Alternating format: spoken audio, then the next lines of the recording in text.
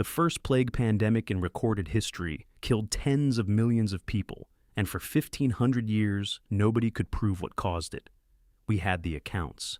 The Byzantine historian Procopius described bodies piling up faster than the living could bury them. He wrote of people collapsing in the streets, of an emperor falling sick, of ships drifting into harbor with nothing on board but the dead. Contemporary sources across the Byzantine world describe the same thing.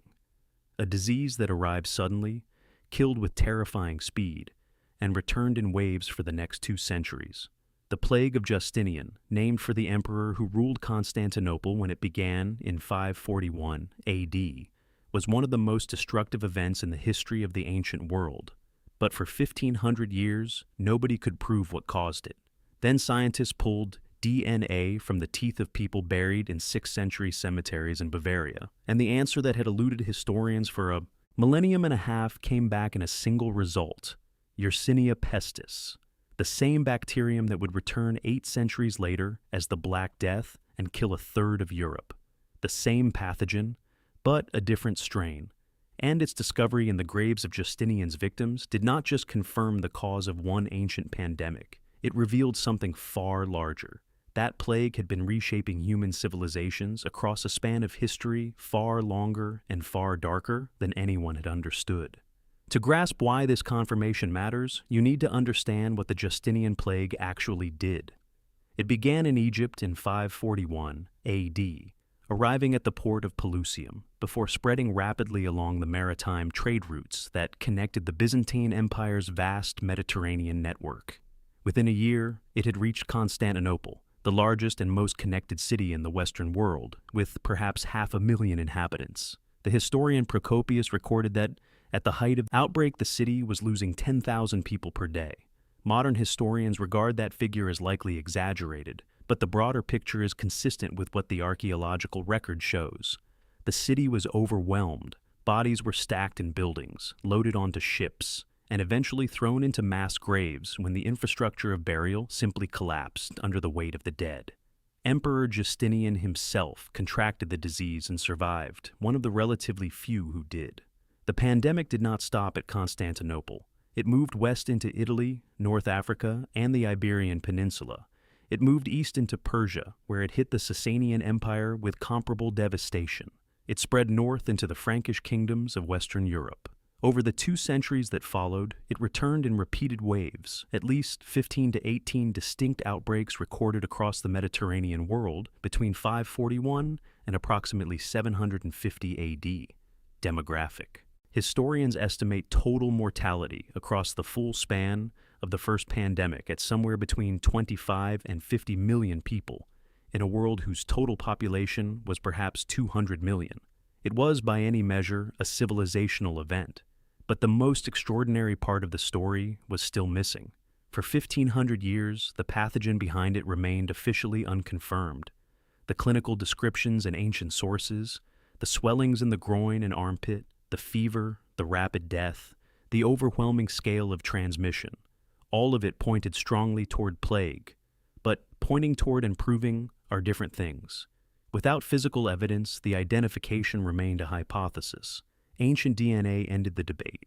In 2013, scientists extracted genetic material from the teeth of plague victims buried in 6th century cemeteries in Bavaria, at sites including Aschheim and Altennerding, dated consistently with the known timeline of the Justinian pandemic spread into Central Europe.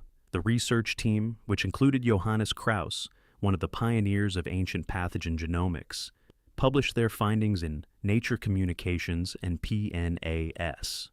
From the dental pulp of those 6th century individuals, they recovered and reconstructed fragments of Yersinia pestis DNA, confirming beyond reasonable doubt that the Justinian plague was caused by the same bacterium responsible for the Black Death and the Third Plague pandemic that began in the 19th century.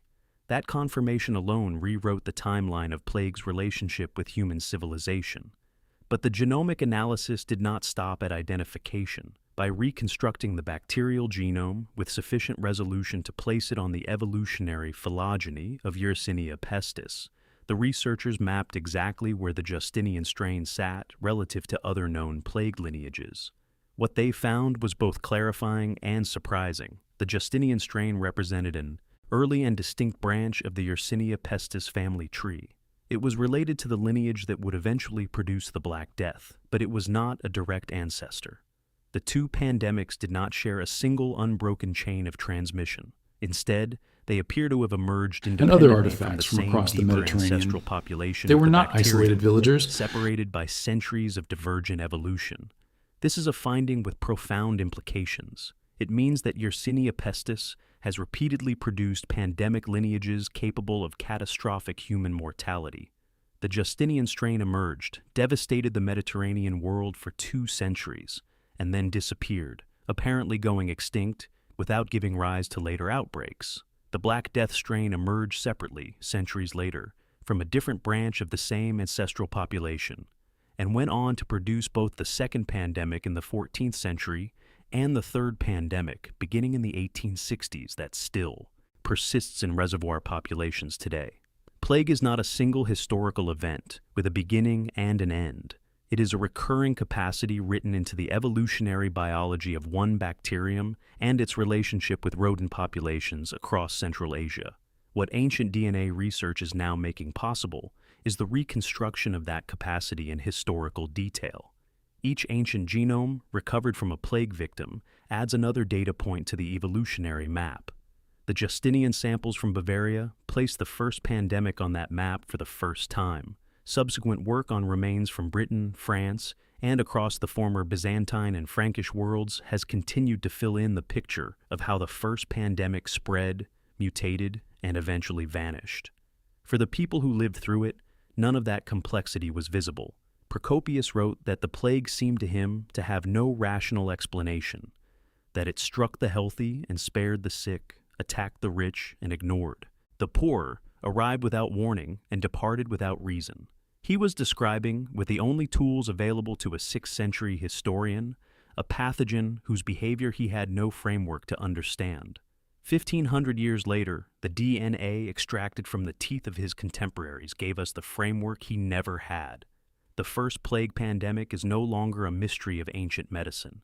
It is a confirmed chapter in the evolutionary history of one of the most dangerous pathogens our species has ever encountered. And the ancient DNA that confirmed it is still being read, still being mapped, still adding detail to a story that began in 541 AD and whose full implications humanity is only now beginning to understand.